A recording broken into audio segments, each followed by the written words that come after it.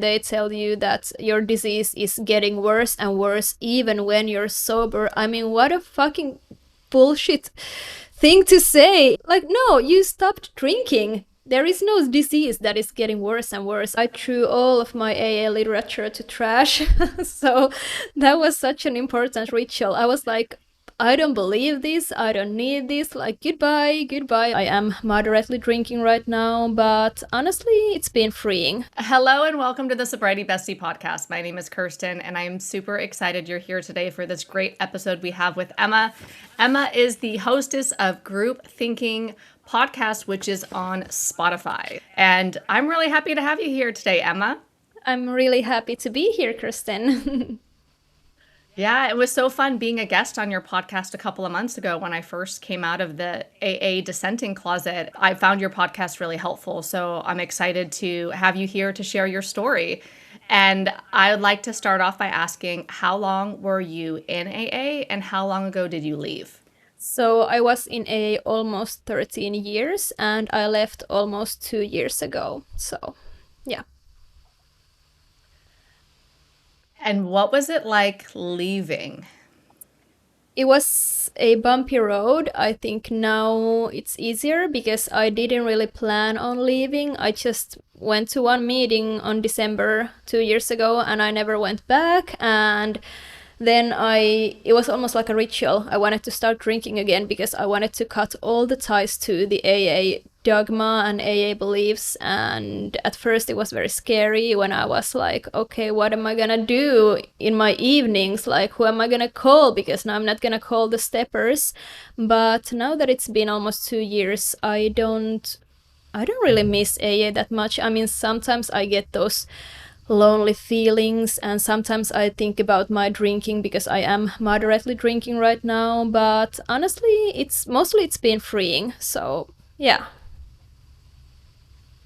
Awesome. Mm-hmm. Did you do any of your deprogramming when you were in AA? Like for me, I just had an epiphany and left AA and never went back. So my deprogramming all happened after I left. What helped you see that AA was no longer aligned with what you believed to be true?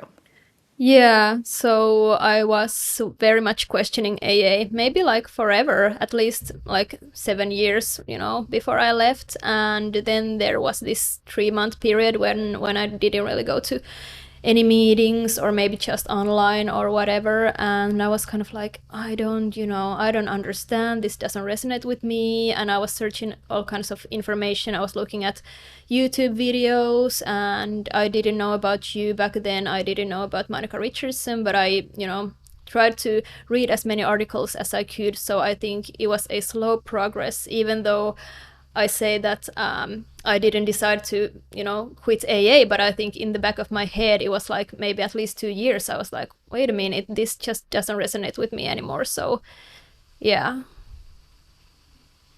What were some of the first ideas that didn't resonate with you anymore? Honestly, I think it was the whole program because like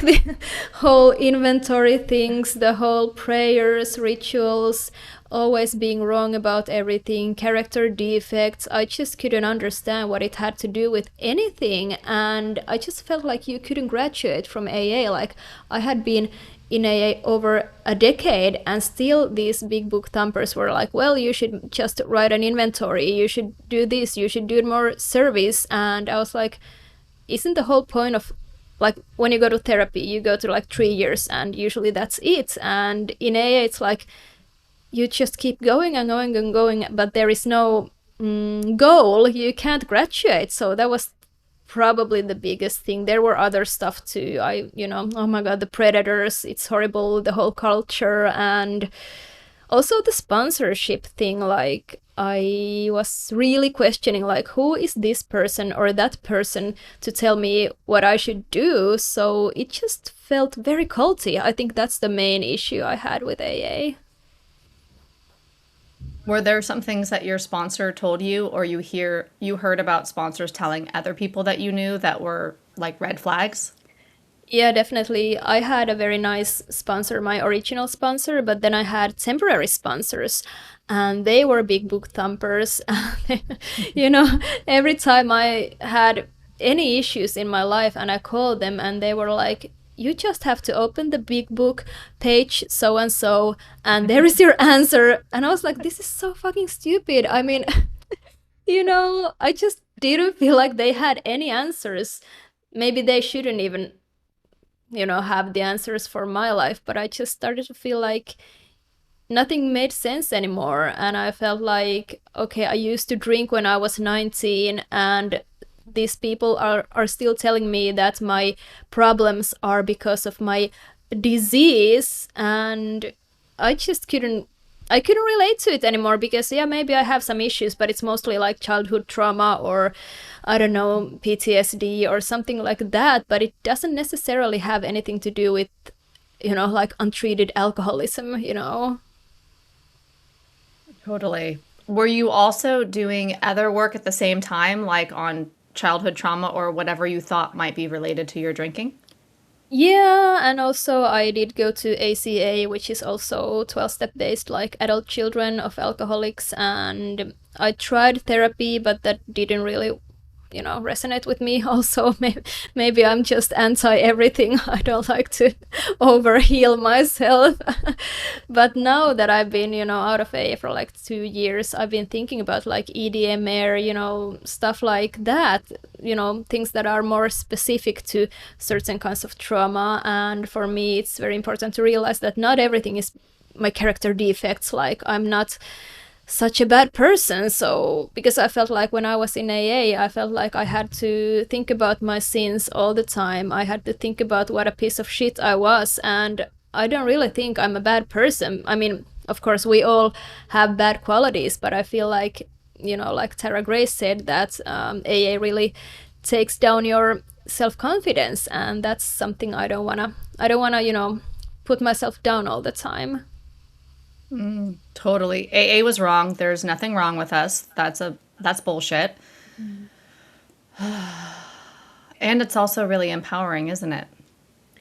It is. It is very empowering to realize that not everything is your fault. There is no such thing as a spiritual disease. And it's also very easy to hide behind the alcoholism. Like, I used to, I don't know, date people who were in AA, and they could behave not in a very nice way. And then they were like, yeah, well, I'm just an alcoholic. I'm just sick. And it's so easy to hide behind that label.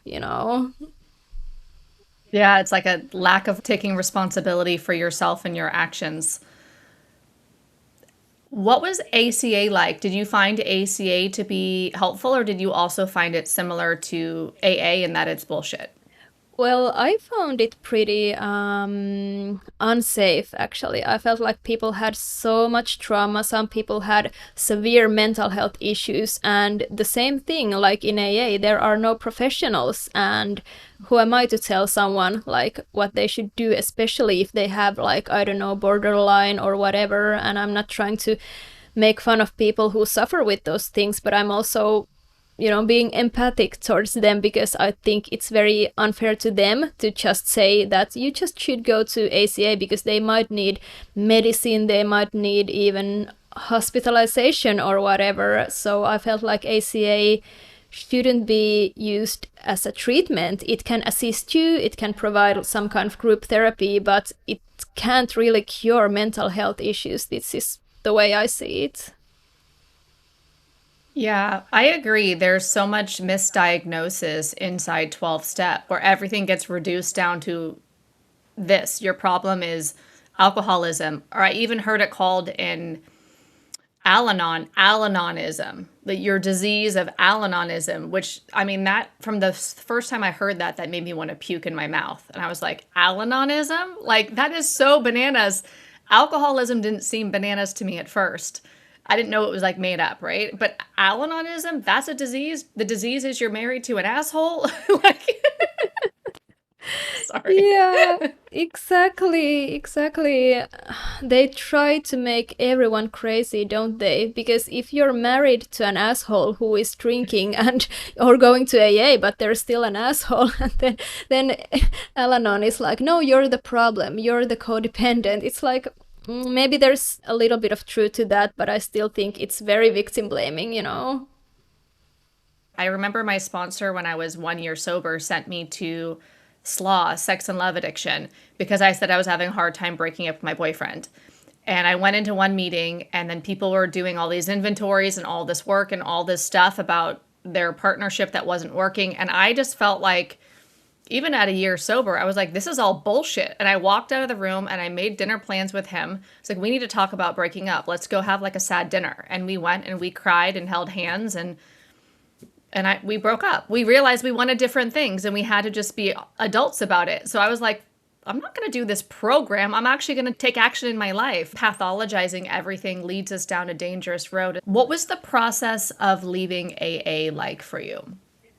It was interesting, and there were lots of feelings. I felt sad, I felt bitter, I felt, as they say in AA, very resentful.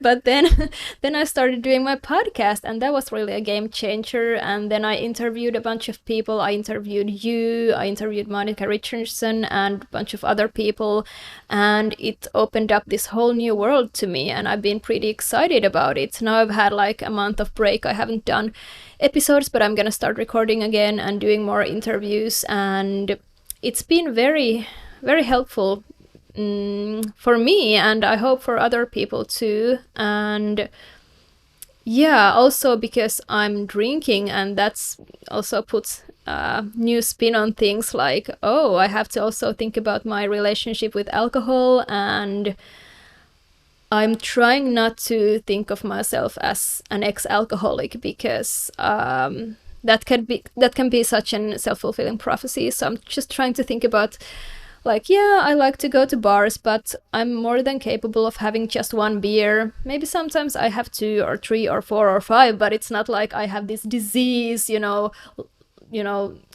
trying to get me. So yeah, there have been many layers to this thing, and also finding new communities, because even though I kind of hated AA, I think it's a very problematic community, but there were also good things and good people, and sometimes I do miss that. So I'm not here to bash AA, and I'm not here to tell everyone that everything about AA is horrible, because it's not, and it's okay to miss certain parts about it too. What do you miss the most about AA? I think having people who I can call around the clock. I miss going to meetings and knowing that I'm gonna see the same people there all the time, and it kind of calmed my nervous system in a way, because I was so used to it. Like, if you have a feeling, just go to a meeting, and after the meeting you feel better. But I think, of course, that happens with people. Like when you share with your friends, it lowers your blood pressure or whatever. So I don't think you necessarily need AA, but you need people. And now I'm trying to find people elsewhere. So yeah. Sure. Alcohol was self-medication for me, and then AA was self-medication. Like their daily reprieve worked for me as far as the oxytocin, dopamine, serotonin from connection, from hearing stories, sharing stories, the empathy. How have you transitioned out of that? Like, what have you helped calm you down? Because you did say I think you said it calmed your nervous system. Mm-hmm. So what tools or practices have you picked up since leaving AA that have helped you, I guess, regulate or deal with the loss of some of what AA was giving you?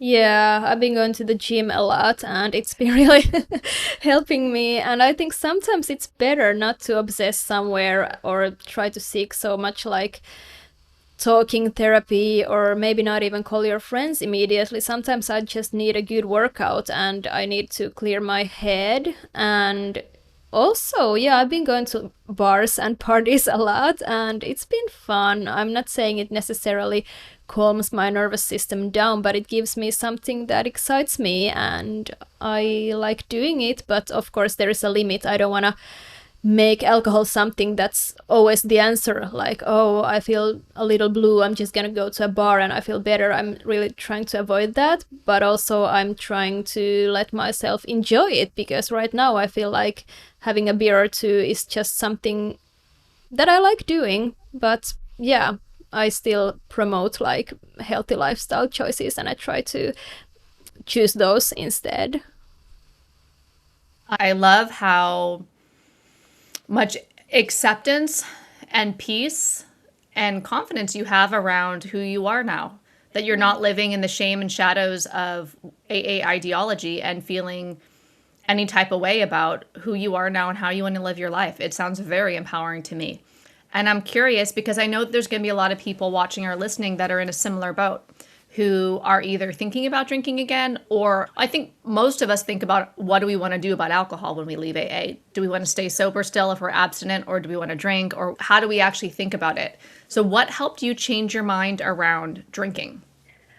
I think it's very important to deprogram first, and that's what I did. And then I think I joined the Facebook groups, and maybe I asked someone like, "Have you been able to drink moderately?" So, and also I listened to the Freedom Models podcast. They talk about moderation, and I just needed to build my confidence first. Also, what I did was I texted one of my friends. I was like, "I'm gonna try to drink tonight." So I felt like this is not something I'm doing like in a closet, nobody's gonna know about it, this is such a huge secret. I was like, I'm gonna do this, please be there for me.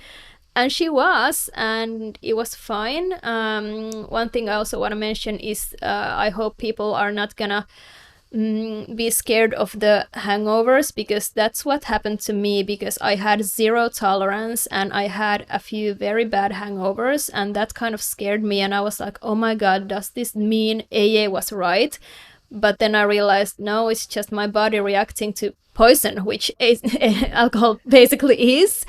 But also, I'm not encouraging anyone to drink. If you don't feel comfortable about it, please don't do that. Don't think that my experience is your experience, because some people, maybe they can't drink again or they don't want to. So I'm trying not to give too much advice, but also feel like if you're so scared that you're gonna die because AA told you, then it can become a self-fulfilling prophecy. So there is really no one way, but maybe just be prepared and talk to your friends, or maybe drink with friends or something, you know?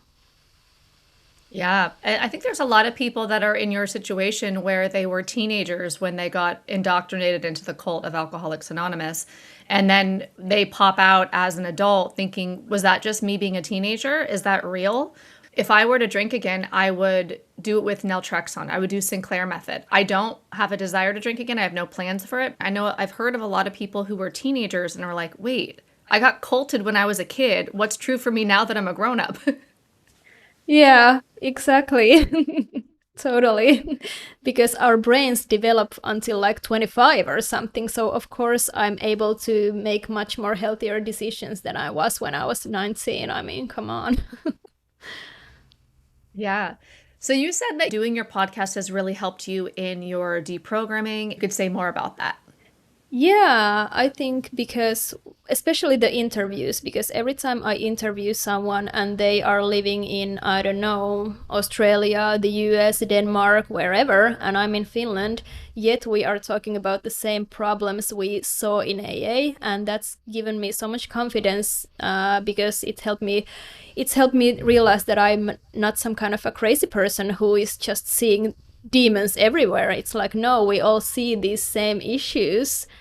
And also I've also done a bunch of solo episodes, and it's almost like therapeutic, because when I do research for my episodes, I never just talk. I always try to find references and external links, and I'm like, oh yeah, this is, people have written articles about it. So it's helped me to organize my own thoughts also.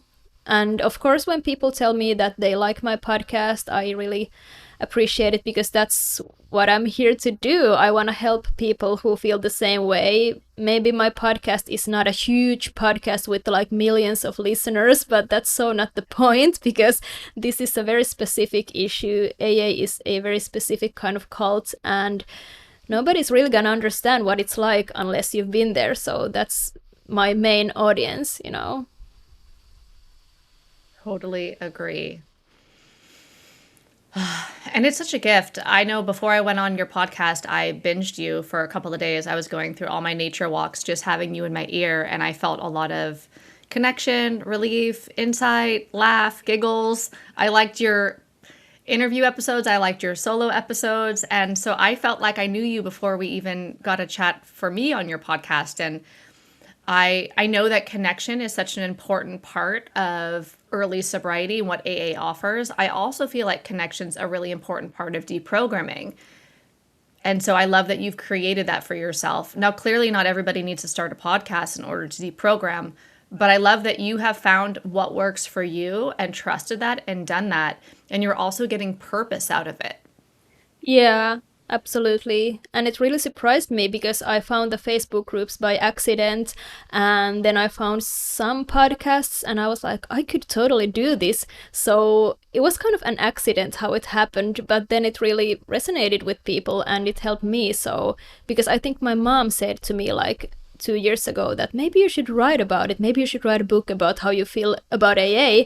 But then I started a podcast and it's great, especially these days, because you can just start a podcast and you don't even have to, you just download it to Spotify. It's as simple as that. And I also love the fact that you have a podcast, Tara has a podcast, because we need as many voices as we can. It's not like we're competing with the same audience. No, I feel like if you do something and I do the same thing, it just gives more power to the message. So I think that's super awesome. Totally.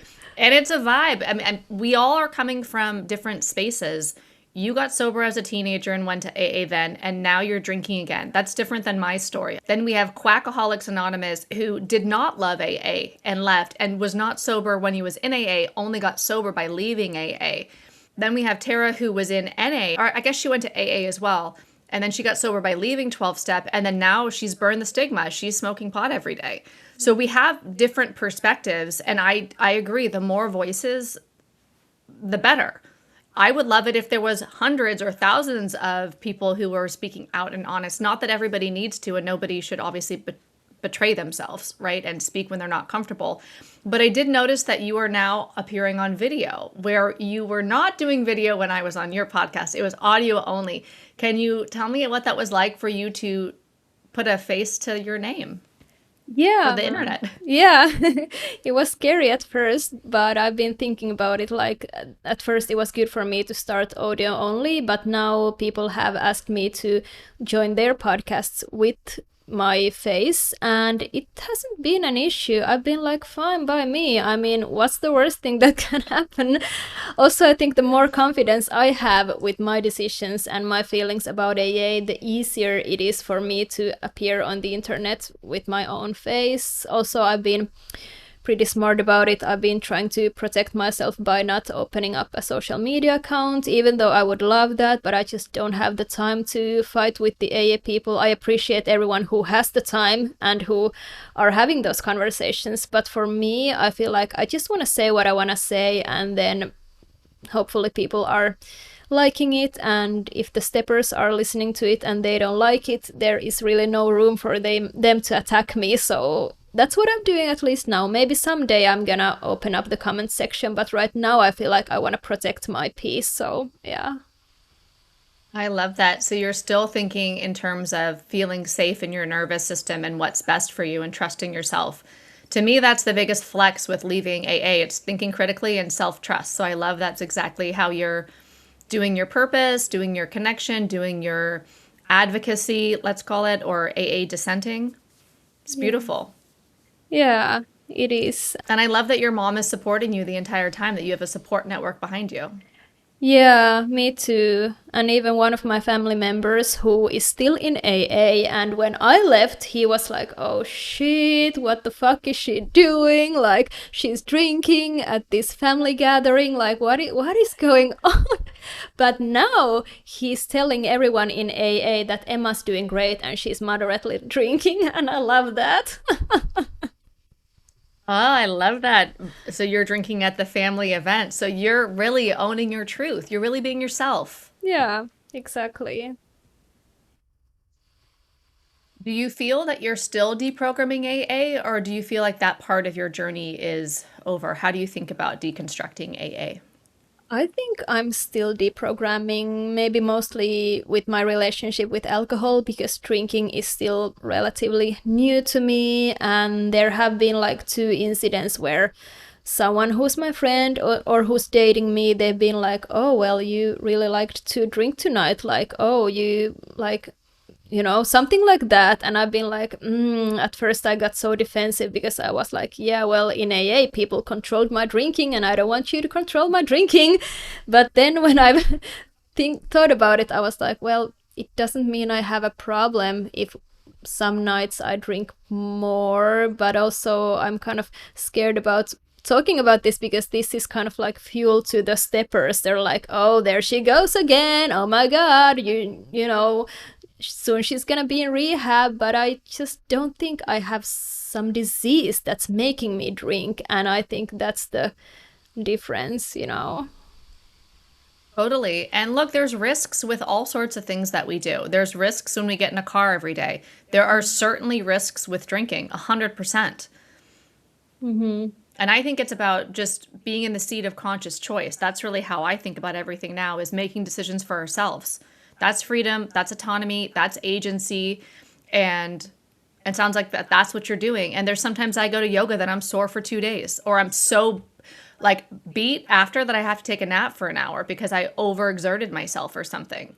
When you say that about you drink and maybe you drank more than you wanted or somebody commented on your drinking, I think of it the same way as when I overextend myself in anything, whether it's work, the gym, a hike, and then I have shin splints if I like hiked down a steep cement like street or something. You know what I mean? Mm-hmm. There's consequences sometimes to our behavior, but it doesn't mean that we have a disease that's fatal progressive that we need to cure by going to a church basement and surrendering our will and our life. Yeah, exactly. And especially with drinking, because so many, the so-called normies, even they have nights when they drink too much or they have a hangover and they have to call in sick because people make mistakes. And that's something we should all remember.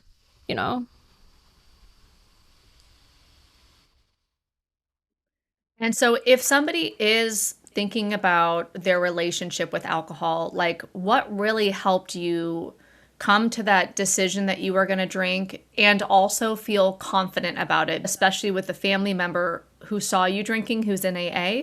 What helped you step into that confidence around your agency and autonomy and your empowerment with your choice to drink? I think the Freedom Model podcast, I think it's called The Addiction Solution. It's really helped me because who are they? Mark and Michelle, they have been talking about like you can make your decisions. So that's helped me a lot. And also I've been voice messaging with this with Lane. I actually interviewed her to my podcast also, and we've been like voice messaging back and forth because she lives in the US and I live in Finland, and we've been talking about like drinking and our relationship with drinking. So that's really given me confidence. And I think Michelle told her like, to who is it too much if you drink like a few glasses a night? Like, to who, because maybe AA tells us that you can't have one glass of wine, but many people have like 2 glasses every now and then, and it's not a problem. So that's what's given me confidence to realize that if it's not a problem to me, if it's just a voice inside my head that comes from some AA sponsor, then maybe it's not what I really think. So, but it's taken me time to find my own thoughts again, because in AA they tell you can't trust your own thinking, and I feel like no, absolutely not. You absolutely can trust your own thinking, and critical thinking is the most important thing in the world. So that's why I encourage everyone to do so. And if somebody thinks that I probably should never drink again, then that's valid. I'm not here to tell you that no, I'm right, you absolutely should moderate, because it may not be a path for you, and I totally respect that too. Totally. And I think the key message is choice. That's what I'm hearing. Yes, absolutely. I noticed that in some of your pictures on social media, which are not for your podcast, they're personal, but I would imagine that you had some AA friends if you were there for 13 years. How have your AA friends, and I'll do air quote because maybe they're not friends anymore, how have they responded to you leaving, you having a podcast, you drinking, or you stepping away from the ideology?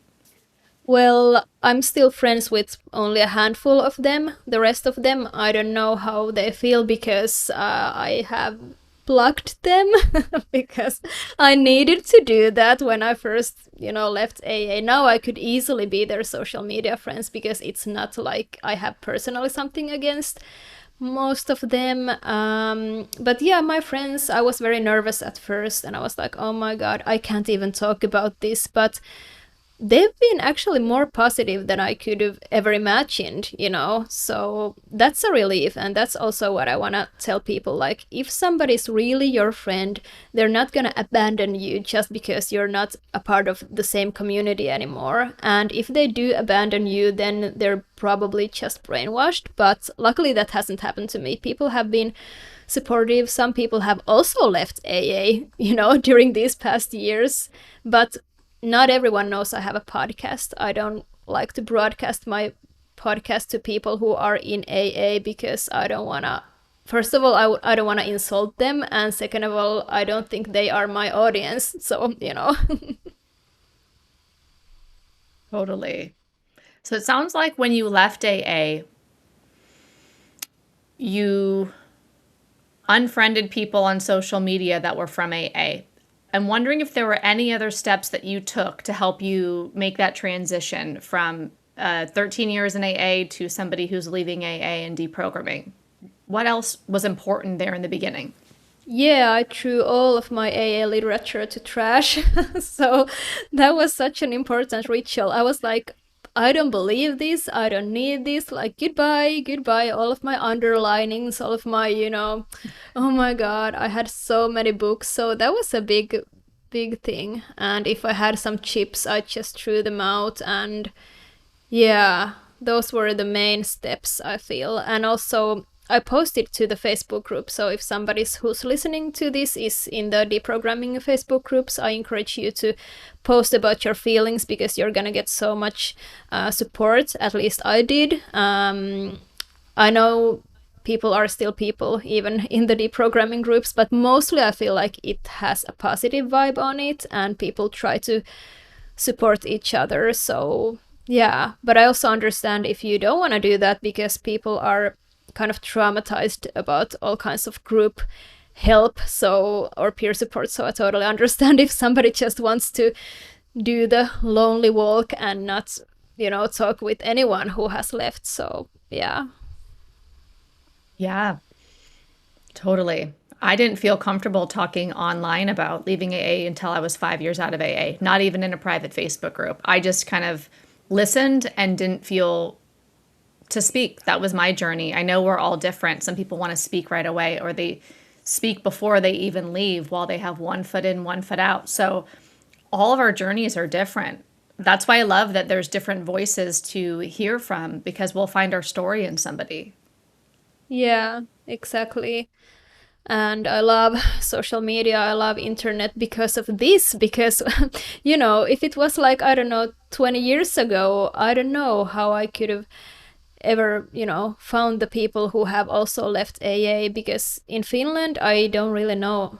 I know like one person who has left AA, and then I know people who are like back and forth.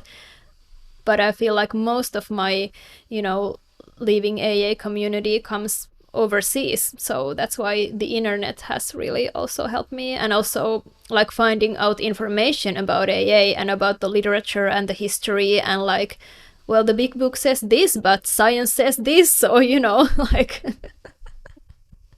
oh my God, so funny. Did you check the parking lot for a push-up doing disease?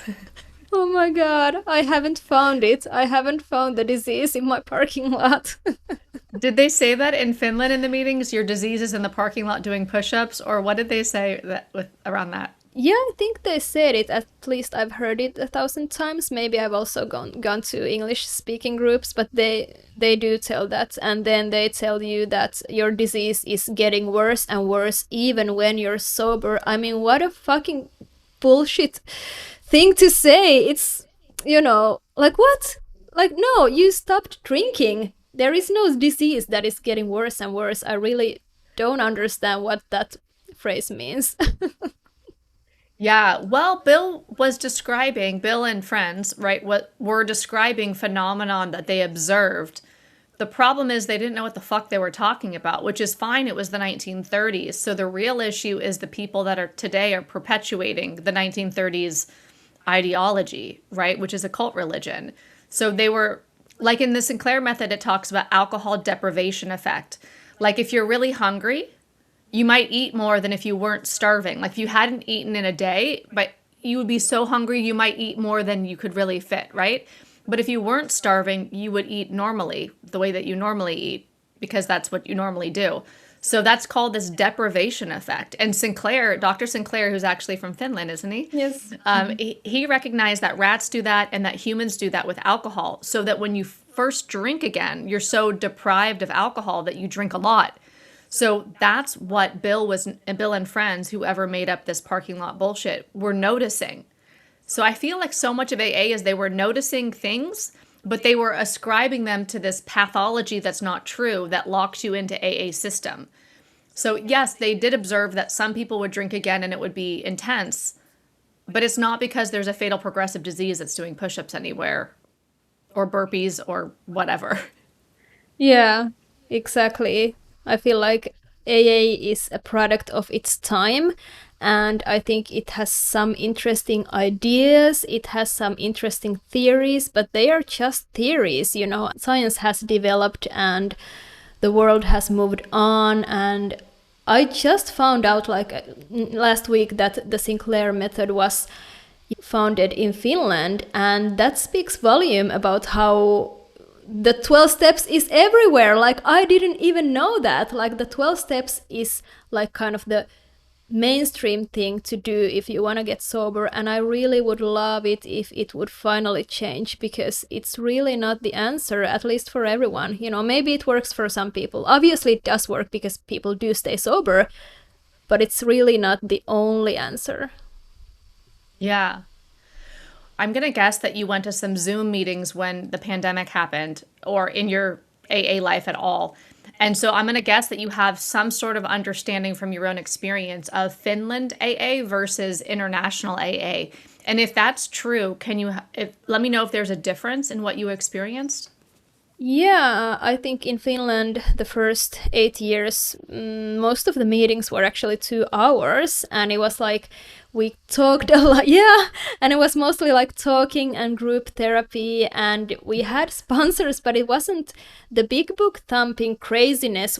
Didn't really land to Finland until recently, and that actually helped me to quit AA, because I was like, what is this? Like, what are these freaking lists there all the time writing? Why are they underlining the big book? Why are they going on and on and on about the fucking big book? And I was like, this is weird, because as long as AA for me was like a place to go and talk about my feelings and stay sober and calling my sponsor, I was fine. But the cultier / more international it got, the more I was like, okay, well, if this is AA, I don't want to do this anymore, you know. Totally. And I started off just with culty AA, but didn't know it. So I thought culty AA was AA. Yeah. And then I moved overseas and I was like, they're not doing AA right. It's not culty enough. But I wasn't thinking it's not culty enough. I just thought it was too weak. And I likened it, because I moved to Bali, I called it island AA. Like island AA is going to kill everybody. It's going to get them drunk. Mm-hmm. And I was nervous because it was so loose. I like how you're calling it international AA. I've heard other people call it like AA light. Yeah, exactly.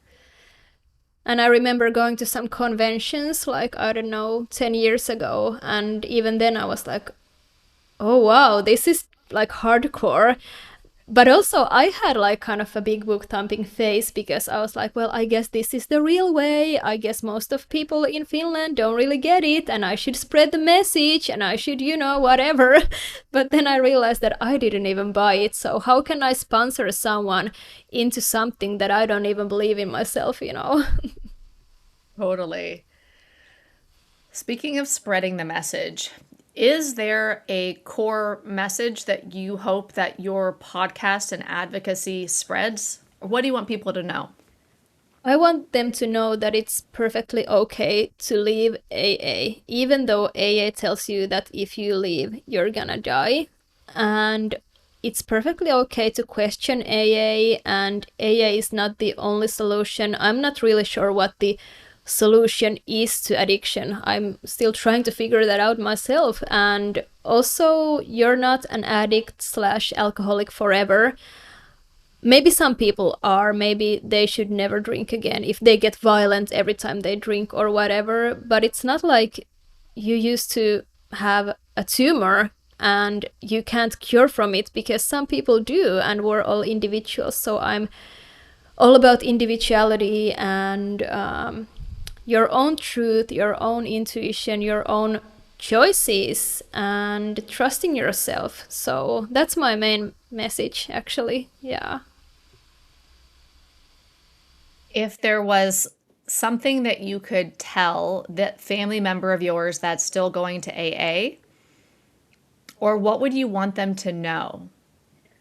I think he already knows it, but I would still like to emphasize to him that I'm doing great, I'm doing fine, nothing's threatening me, drinking is not an issue, and I'm happy not, believing AA anymore. But even he's been talking to me like, yeah, it gets pretty culty sometimes. Like, he has ADHD and he's like, oh, not everything is about alcoholism. And I find that fascinating. I think we actually think pretty similarly, but he still wants to go to AA and I don't want to go to AA.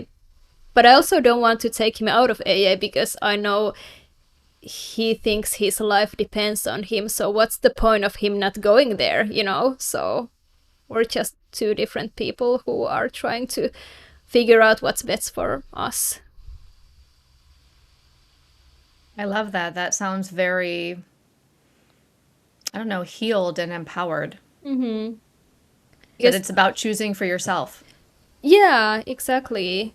Because it would suck if not going to AA would come between me and my family member. Like, that would be so fucking stupid and unnecessary, and I'm really glad that didn't happen. So yeah, that's good. So you're able to respect each other. I really love that. Yeah, me too. What would you say to somebody who is actually in a different position, somebody who is struggling with that? Because I've heard from a lot of people who they've left AA and they still have family members in AA and they're struggling with that. I would say give it time, because it can be maybe shocking at first, but people can also come around, and also maybe try to talk about other things. Like, if this is a topic you can't talk about, maybe don't talk about it and, do other activities together. So I think that can be helpful, not to fixate on this issue, because if you don't agree with each other, then maybe you're not gonna agree ever, But also, I think when people in your family see that you're doing okay, that's when the relaxation happens, because that's what happened with my family member. At first he was like, what is going on? And I was like, I don't want to talk about this. But now that he's seen me doing great in life, it's better, and we can even joke about it. So maybe just give it time. I think that's the best thing to do, maybe. I love that. I'm wondering what it was like for you to leave AA in the context of rebuilding your life, because you were a teenager when you arrived. So you had a lot of your time, your energy, and your mindset inside Alcoholics Anonymous ideology, I would imagine. So was there a big rebuilding period when you left, whether it was friendships, career, hobbies, how you use your time, how you think about things? Like, what was the rebuilding of your life like after AA? Yeah, I really found a new community, and this is also interesting because the same time I left AA, I realized like, okay, well, I guess I'm a bisexual, I'm not a straight woman, and then I found these queer communities, but that accidentally also helped me with deprogramming from AA, because then I found like a new community that had fucking nothing to do with, alcoholism, and I found new things to think about and new people who I could hang out with. I think that's very important, to find new people. Also, I graduated like 2 years ago, and I've had multiple, jobs since, and I've tried to keep my mind busy. So I think that's important. Try to find something else to think about, some other activities, because if you just obsess about leaving AA all the time, that can also be so exhausting. So for me, it was important to find balance. Yeah. How did you find your new community? Because it seems like even if somebody doesn't discover the same thing that you did about bisexuality, they might be discovering new things about themselves, right? So how did you figure that out and find your community?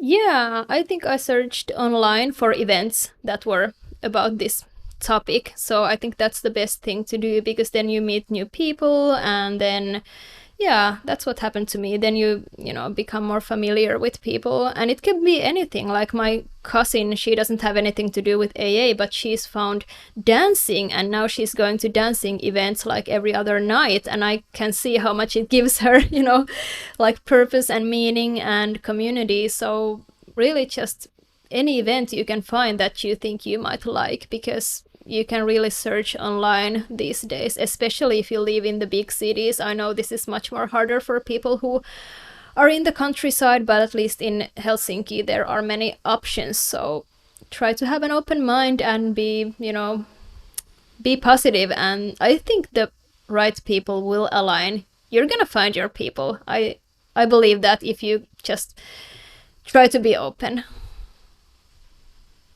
Yeah, and you've really set up quite the support network. You have somebody that you can text about drinking. You have a whole community that you've joined. You have the podcast, which has created a lot of connection for you. So it feels like you've really filled your connection bucket, I guess let's call it, in a lot of different areas. Yeah, absolutely. And it's so refreshing, because if you go to AA every night, your world can become so small. And now I feel like I have people here and there, and then I have these friends and those friends, and like, and it really opens up my thinking, because we are not about the one thing all the time. Because even like the queer community can become very, well, not toxic, but kind of like exhausting. Like we're just obsessing about our, I don't know, minority stress or whatever. So it's important to me, even with that issue, to have other stuff and other people to, relate with other things. Or maybe like, I don't know, I've gone to some job networking things, like whatever. And like during the summer, I went to this voluntarily child-free event, and it was so much fun, like figuring out my identity with things that have absolutely nothing to do with deprogramming. That's been also very helpful. I love that you say figuring out your identity. I feel like there are areas of our life to figure out when we leave AA for a lot of us that are in common, like community, identity. Is there another area of your life that was important to figure out? I think, well, I already mentioned it, but the whole voluntarily child-free thing, because I'm almost 34 now, and people are having babies left and right, and I'm actually working as a nanny, and I see, I feel like all the things in the world are about starting a family, and I've been thinking about sterilization. Like I just really don't want to have a kid, and I also feel like, oh well, this is kind of an identity crisis, because I'm going against the norm, and it's something that's defining the rest of your life, if you're gonna have a kid or not. So that's something that's been pretty interesting, but not in a scary way. Maybe just like, oh wow, this is something I'm really thinking about right now. So, and also I'm creating music again, because I used to do music like years ago, and then I don't know what happened, and now I've done that again, and I've also found like people to co-write with. So it's nice to leave AA, because you have so much free time that you have to get creative, and I think that's so important and interesting, because you're just not running to AA meetings all the time. I love that so much. It sounds like your life is really full. And I'm wondering, what would you tell somebody who is feeling a bit fearful or anxious about recreating their life, and their life feels like it's not full right now. What would you say to help them get over that hump or get into action? Because it sounds like you've really done that for yourself. Yeah, maybe that's about my personality. Like, if I want something, I just go ahead and do that. I don't overthink it. I'm not afraid of starting a podcast or stuff like that. But I also know people are different, and maybe try not to get panicked. Like, if the first 3 months are hard, if you feel very lonely, because I remember it was January and I was like, having long walks and being very lonely. So it wasn't like overnight everything changed, but then gradually things did start to change. And maybe just find one thing you like to do, like join a book club. Like, it doesn't have to be something huge. You don't have to rediscover your sexuality like I did. It can be just, starting a new hobby, as simple as that. So, yeah. Yeah. If you could go back and whisper into your 19-year-old self's ear, the version of you that was walking into sobriety for the first time or walking into Alcoholics Anonymous, and you could whisper advice to the you that was on the cusp of getting sober, what would you tell her? I would tell her, this is so funny because I would tell her to take what she wants and leave the rest. Because in AA they say that, but they don't mean that, So they want you to take everything so seriously. But I would tell myself that maybe go to AA for a while, maybe for 10 years, but this doesn't have to be forever. So, and yeah, my stepmom told me, because I was like, was that a waste of time? And she was like, no, because you needed AA so that you wouldn't end up a drunk person who would die when they're like 27 or something. But then you kind of outgrew your AA identity. So I have zero regrets, but I would also tell my 19-year-old self that maybe this is just a phase in your life and it doesn't have to be forever. Would you recommend somebody to go to AA or not, and why? Well, if they feel like their option is either drink until they die or go to AA, then absolutely, please do go to AA. Like, if you feel like that is your only option, please do that. But also, in my experience, AA can be a good assistant for a while. So maybe go to AA, but have it in the back of your mind that this may not work for you, this may not be forever. Because I want to say that don't go to AA and find something else, but I haven't tried anything else, so I can't really recommend anything else. So it's a paradox. I don't really know what the answer is, but maybe try to do research, try to see if something else might work better for you. And yeah, so I don't recommend AA, but I'm also not recommending to keep drinking if you feel like that's what you're gonna do unless you don't go to AA. So AA is much more lesser of the two evils, Yeah, I agree. AA is a lesser of an evil between dying and going to AA, but I don't think that that's even a question. So to me, it's a trick question because there are so many other paths, and society has indoctrinated us into the idea that it's AA or death, basically, or AA has, and then from AA, society has. And so I think that there are many other doors to try. There's even new paths to sobriety that didn't exist in 2009 when I got sober. What year did you get sober? 2011. Okay, yeah. So when we got sober, there's been a lot of ways that have been come about since then that weren't there, like different thought leaders, influencers, program developers, whatever we want to call them, have popped up since then. So there are a lot of paths to sobriety now.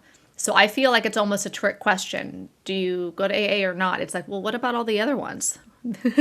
Yeah, exactly. Because I don't necessarily want AA to completely go away. I want there to be a buffet, and AA can be one thing, but it can't monopolize the whole damn recovery society. It's sick, I mean.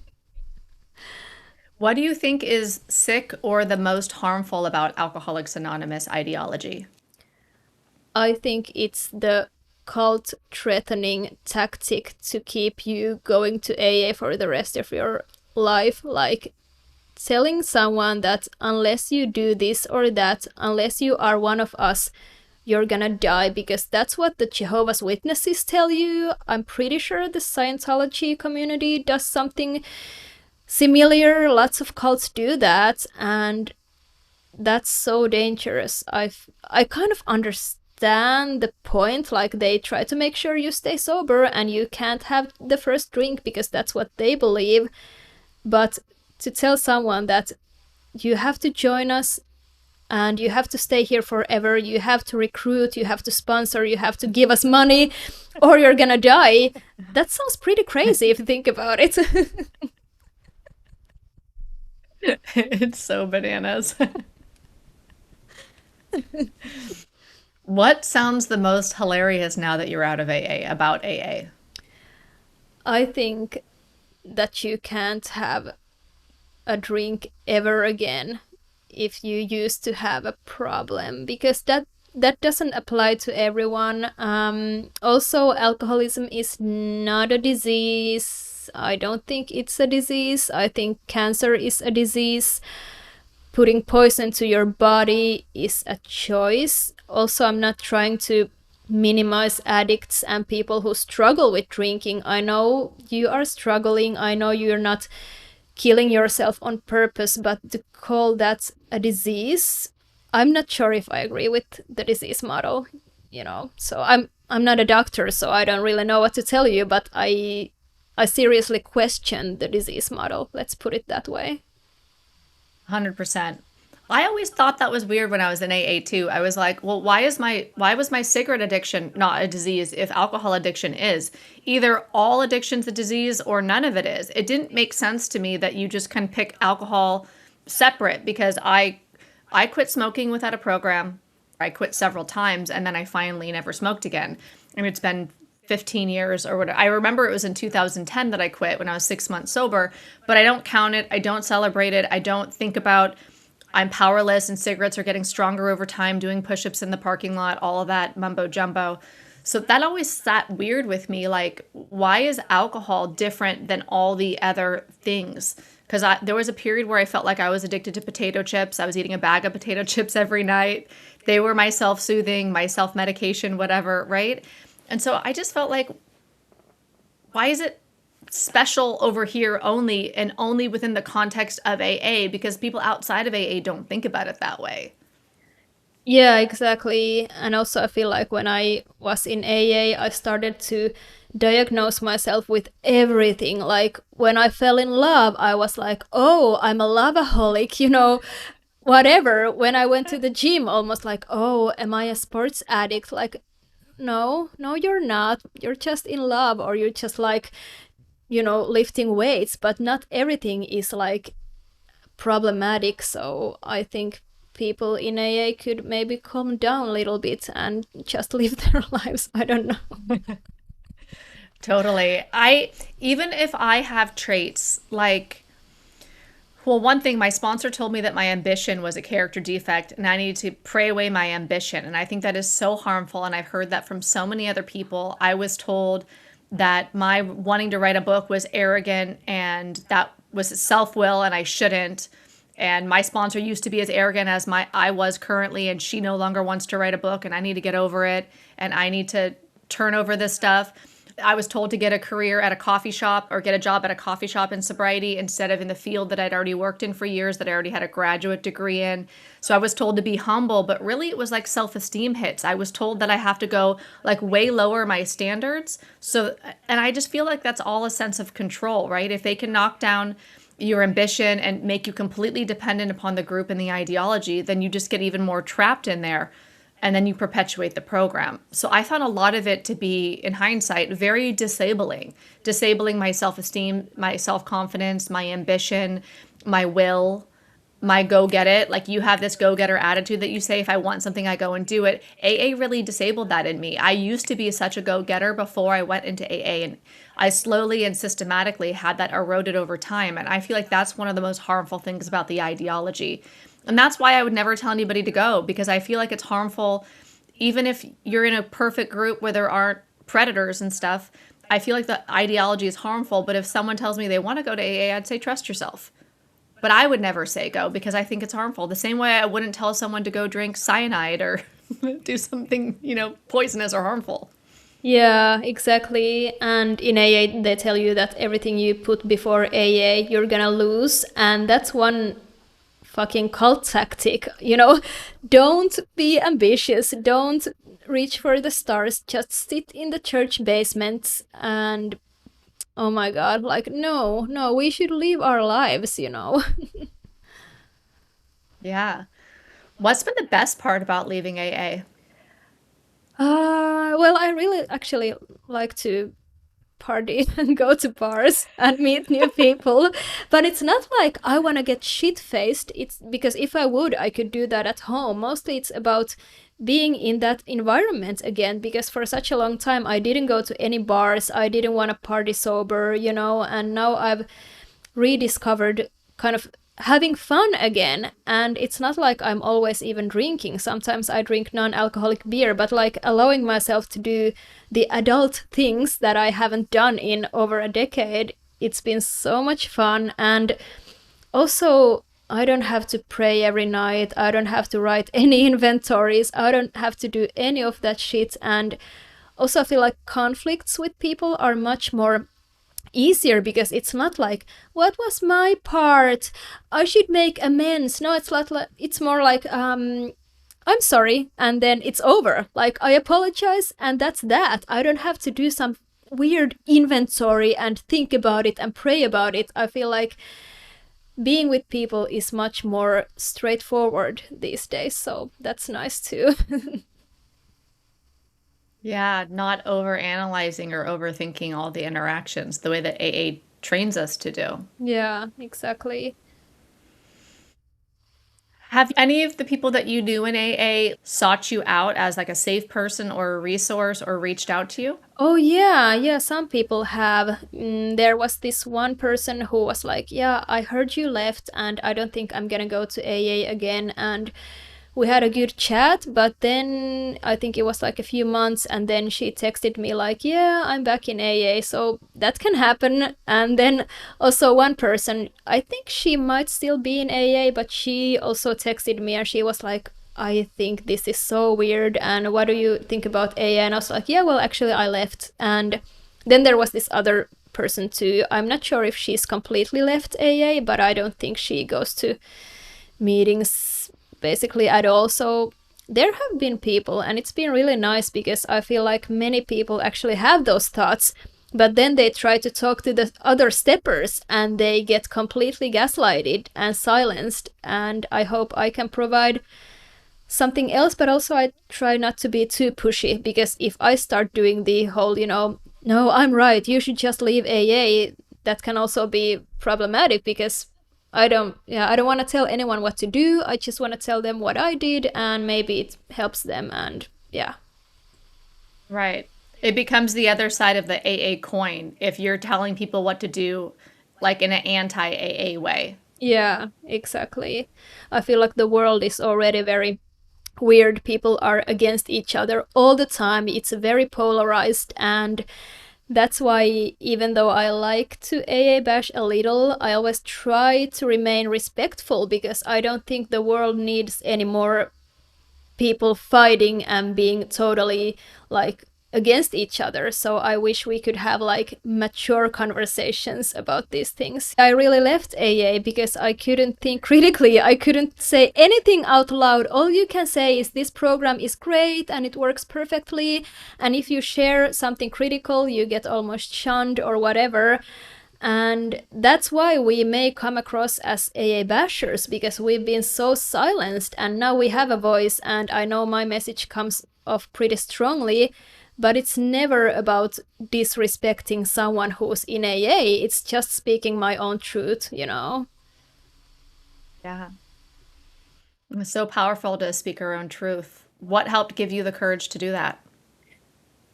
I think I just got too angry because I've been talking about this a lot, but I wrote to our local grapevine about the 13th stepping culture and they never published my letter and they were like, we can't publish this because this can ruin AA's reputation. And I was like, well, what the fuck? If I've tried to change things in AA and nothing happens, then I have to speak my truth because it's not like I went to AA and I was like, oh, I don't like this and now I'm bashing AA. No, it's like I really did try to change it. I tried to speak about the issues, but nobody really cared. And that's why I got so angry. And that's why I wanted to create the podcast and tell the world about the issues that are happening in AA. That's really powerful. Would you be okay with walking us a little deeper into like what was in that letter, what you were trying to change, and who you sent it to? Yeah, I sent it to Helsinki's like AA office, and I was like, "Could you please publish this to the Grapevine magazine? Because usually they want you to write things." And I talked about like we should really do something about the 13th stepping culture, and we should take better care with the queer community, and we shouldn't be so heteronormative, bunch of stuff. Also, I think I wrote something about accessibility. Basically, it was about like safer space, even though I didn't have the word safer space back then. But that's what it was mostly about. Like, please give everybody peace when they go to meetings and stop harassing young women. But yeah, I wish they could have at least told me that maybe you can edit this a little bit or something, but they were like, no, we're not going to publish this because we send this magazine to prisons and institutions and we want to make AA seem positive. But I think a healthy group would also publish something that is critical towards itself, and it's weird that they didn't want to do that, I think, because it wasn't like a crazy angry letter. It was like very respectful. So, yeah. Did they at least work with you to try to resolve the issues that you were pointing out?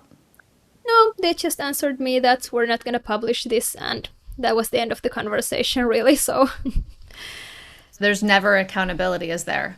there's never accountability. It's always the problem is somewhere else, because if you try to change AA, then the answer is, oh, it's just this one group and you should just change home groups. And if there's a predator, he's just sick.